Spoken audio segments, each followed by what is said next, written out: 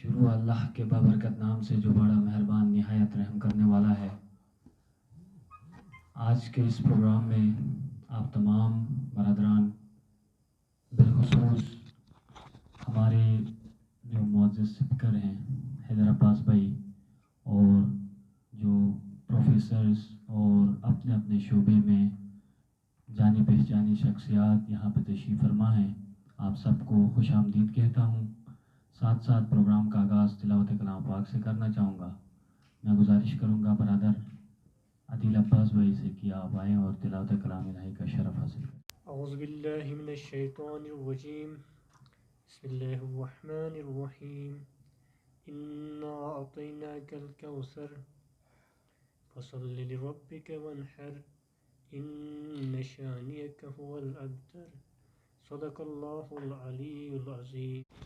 जज़ाकल्लाह बरदर अदील अब्बास भाई जो कि तिलावत कलाम इलाही का शरफ़ हासिल कर रहे थे। मैं गुजारिश करूँगा आज का जो गेस्ट है हमारे पास, जो कि डायरेक्टर जनरल पार्लियामेंट्री सर्विस के अंदर खिदमत सर अंजाम दे रहे हैं, हैदर अब्बास भाई, मैं गुजारिश करूँगा कि आप आएँ और बरदरान से मुखातिब हों। बिस्मिल्लाहिर्रहमानिर्रहीम। नॉर्मल के मेरे अज़ीज़ भाइयों, डॉक्टर अंसार मदनी साहब, डॉक्टर मसरूर साहब, डॉक्टर तौसीफ़, गुफरान अब्बास, अखलाक और कई सारे हमारे भाई हैदर वाहिदी साहब, आप सबका शुक्रिया कि आज एक आपने नशिस्त का अहतमाम किया है। तो इसका बुनियादी मकसद ये था कि एक दूसरे को हम पहचानें और कुछ हम व्यूज़ एक्सचेंज करें। जैसे भी थोड़ी देर पहले इनफॉर्मली हम लोग डिस्कस कर रहे थे कि हमारे यहाँ पे जो कम्युनिटी लेवल के ऊपर सर्विसेज हैं वो या तो बिल्कुल महदूद पैमाने पे हैं या सिरे से हैं ही नहीं। तो उसको हम कैसे इम्प्रूव करें और कैसे हम इज्तिमाई लेवल पे इस चीज़ को आगे लेके जाएं। तो इस हवाले से कल अचानक सरप्राइज़ था मेरे लिए भी कि डॉक्टर मदनी ने मुझे कहा कि हम एक सेशन रखेंगे इसके ऊपर। तो उस कॉन्टेक्स्ट में फिर हम गैदर हुए कहीं पे, 4-5 बंदे थे हम लोग। तो उसके बाद फिर ये तय हुआ कि आज बैठ के हम कुछ आप लोगों के सामने कुछ गुजारिशात रखेंगे, कुछ मसले और उसके सोल्यूशन की तरफ हम कैसे जा सकते हैं। सबसे पहले देखें, किसी भी कंट्री को आपने अगर जांचना हो तो हम देखते हैं कि उसमें उसकी लिटरेसी रेट क्या है, उसके जीडीपी कितना है, उसके मईशत के अंदर तरक्की की रफ्तार क्या है, उसका पर कैपिटा इनकम कितना है। ऐसा ही है ना। तो यहाँ पर फॉर्चुनेटली अखलाक बैठा हुआ है जो चाइना में रह कर आया है, तौसीब यहाँ बैठे हुए हैं, डॉक्टर मसरूर बैठे हुए हैं। और 2-3 साल पहले मुझे भी इत्तेफाक हुआ चाइना विज़िट करने का। तो चाइनीज़ कौम की तरक्की कैसे पॉसिबल हुई। आपको याद है कि 1949 में चाइना आज़ाद हुआ है और पाकिस्तान 1947, ठीक है जी, हमारे 2 साल बाद चाइना आज़ाद होता है और सफ़र एक जैसा ही था तकरीबन। आप हिस्ट्री चेक कर लें, 1990 तक almost we were on the same base basically, ठीक है। अगर हम एक इंडिकेटर की बात करें, per capita income, in terms आप वाकिफ़ होंगे, आई एम श्योर, ठीक है। पर कैपिटा इनकम, जीडीपी वगैरह क्या होती है। जीडीपी बेसिकली ओवरऑल मईशत किसी मुल्क की, और जो पर कैपिटा इनकम फ़ेकस आमदनी कितनी है। फ़ेकस आमदनी को हम अगर बेस बनाएं और उसको कंपेयर करें पाकिस्तान और चाइना का, तो 90s के इशरे तक दोनों ममालिक तकरीबन एक ही रफ्तार से जा रहे हैं। यूँ 1991 के बाद एकदम से चाइना ऐसे ऊपर जा रहा है और पाकिस्तान थोड़ा सा बल्कि नीचे आ रहा है। पाकिस्तान का इस वक्त जो पर कैपिटा इनकम है ना, वो तकरीबन 1550 या 1600, इसके दरमियान में आप समझ लें फ़ेकस आमदनी। फ़ेकस आमदनी पूरी मईशत को अगर आप नंबर ऑफ़ पॉपुलेशन पे डिवाइड करेंगे तो एक फ़िगर आएगा, उसको कहते हैं फ़ेकस आमदनी, ठीक है जी। अब उसके अंदर फॉर एग्ज़ाम्पल हम यहाँ पे 20-22 बंदे बैठे हुए हैं, तो हम सब की इनकम को मिला के, ठीक है जी, हम में से कोई ज़्यादा कमा रहा है, कोई कम कमा रहा है, उस सब को मिला के इन अफराद पे डिवाइड करेंगे तो एक एवरेज फिगर आता है, जो कि मेरे हिसाब से वो भी गलत है। ज़रूरी तो नहीं है ना कि एक बंदा अगर फॉर एग्जांपल 1500 रुपये या डॉलर कमा रहा है, ए कमा रहा है तो बी भी इतना कमाएगा, ऐसा तो नहीं है। ठीक, कोई हो सकता है कि 3000 कमा रहा हो, कोई 1000 कमा रहा हो, कोई 500 कमा रहा हो। तो पर कैपिटा इनकम चाइना और पाकिस्तान का 1990 तक तकरीबन एक जैसा था, और 1990 से एकदम से चाइना ऊपर चला गया। इस वक्त राइट नाउ जिस टाइम पर हम बैठे हुए हैं, हम लोग 1500 और 1600 के दरमियान का फिगर है।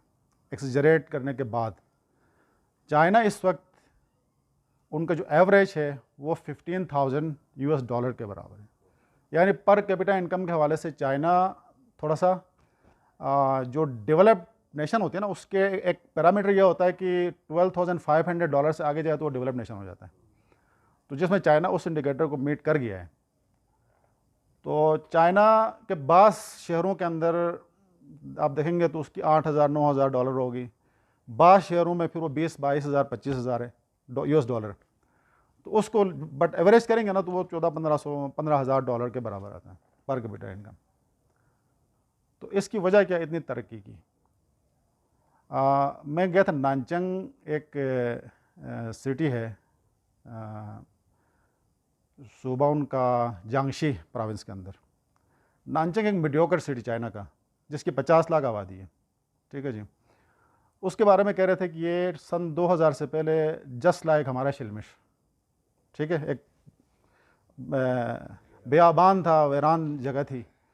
सन 2000 में उसको उन्होंने कॉन्ट्रैक्ट आउट किया कि इसको बनाए। 15 साल के अरसे में, 15 ईयर्स के अरसे में नानचंग को कम्प्लीटली उन्होंने तैयार किया करके लोगों के हवाले किया, अब आप इसमें रह सकते हैं। तो जब हम गए थे 2019 के आखिर में, तो उस टाइम पे मेरा अपना एक एस्टिमेट है कि पाकिस्तान का सबसे जो बड़ा डेवलप्ड सिटी है वो कौन सा है, इस्लामाबाद। मेरी अपनी ऑब्जर्वेशन ये है कि अगर सारे पाकिस्तानी ईमानदार हो जाएं और बड़ी मेहनत से काम करें तो इस्लामाबाद को शायद 10 से 15 साल लगेंगे नानचंग बनने में, एक मीडियोकर सिटी, ठीक है जी। इतनी ज़बरदस्त डेवलपमेंट। आप उनके दरख्त देखें बिल्कुल स्ट्रेट, अगर कमक टेढ़ा नहीं है, वो डंडे शंडे लगा उन्होंने स्ट्रेट किया हुआ है। तो ये नानचंग की बात कर रहा हूँ मैं आपको, किसी और डेवलप सिटी की नहीं बात कर रहा। अब आप शंघाई जाए तो शंघाई रसोइए, शंघाई मेरे हिसाब से शायद टॉप ऑफ द लिस्ट होगी दुनिया भर के कंट्रीज़ के अंदर। बहुत ज़बरदस्त उसकी डेवलपमेंट है। शंघाई, बेजिंग, मकाओ गालिबन, इसके अलावा शंजन, इन 4 सिटीज़ के बारे में कहते हैं कि इनकी पर कैपिटा इनकम 25,000 डॉलर से ऊपर है। 25,000 डॉलर पर कैपिटा इनकम अगर किसी कंट्री का हो तो कहाँ किस लेवल। अब जी एनालिसिस करें कि क्यों इस चाइना ने इतनी तरक्की की है। तो चाइनीज़ कौम किसी बात के ऊपर ना वो मुत्तफिक हो जाती है। अब एक डिसाइड करेंगे कि हमने ये करना है तो वो उन्होंने उसको रिलीजियसली उसको फॉलो करते हैं। 1947 में हमारे यहाँ पर कायद आज़म Mohammad Ali Jinnah was our leader, founder था। अनफॉर्चुनेटली 1 साल के अरसे में वो दुनिया से चले गए। तो हमारी बदकिस्मती थी कि हमें वो लीडरशिप क्राइसिस का हम शिकार रहे डे 1 से, ठीक है जी। चाइना के पास उनका जो बानी था, जिसने चाइना को खड़ा किया, उनका चेयरमैन, क्या नाम है उनका, माओ ज़ेडुंग।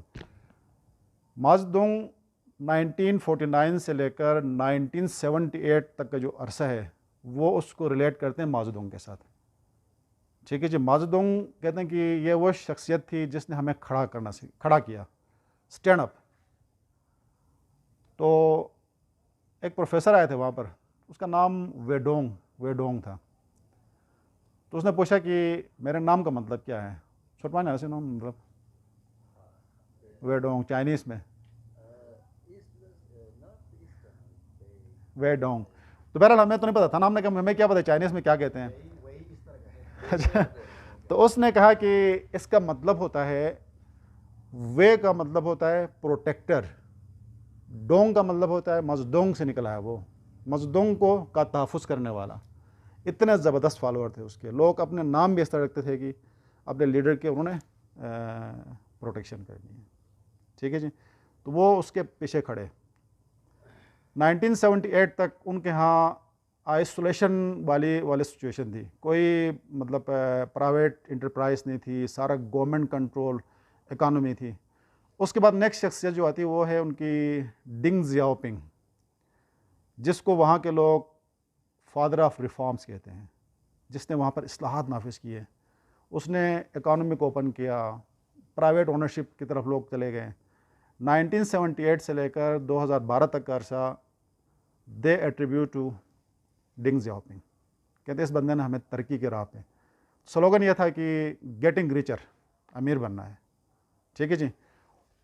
और तीसरी उनकी शख्सियत जो इस वक्त का प्रेसिडेंट है, प्रेसिडेंट शी जिनपिंग, 2012 से लेकर अब तक का पीरियड है वो उससे रिलेट करते हैं, शी जिनपिंग से।